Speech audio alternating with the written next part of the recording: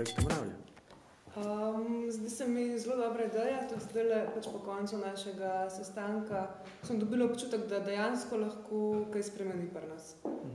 In to mi všeč sploh zato, ker imam tudi zelo rada Slovenijo, moram reči, da sem prepotovala že velik del sveta, ampak še vedno se mi zdi Slovenija najlepša. Ok, zdaj zakaj ljubiš Slovenijo? Prav zato, ker se tukaj počutim toliko dobro, ker je še toliko neokrnjena in ker nam v bistvu ponuja toliko raznolikih stvari. Kaj ljubiš Slovenijo? Kaj ljubiš Slovenijo?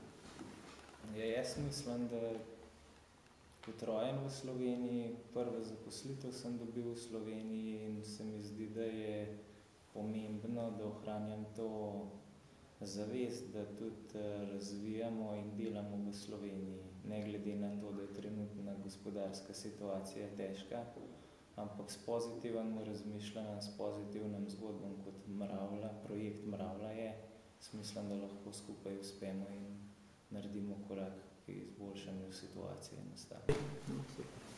Zakaj ljubim Slovenijo? Ker je moj dom, ker sem se tu rodil, zato ker se vedno rad vračam v domače kraje.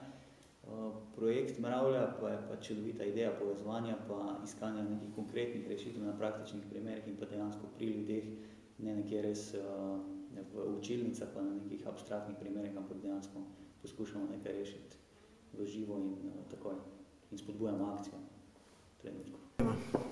Zakaj ljubite Slovenijo? Ljubim Slovenijo zato, ker sem tukaj rojena, ker sem ponosna, da sem Slovenka. In s tem svojim zavedanjem želim nekaj dobrega prinesti svoji domovini, preko tudi državi, ampak bolj domovini.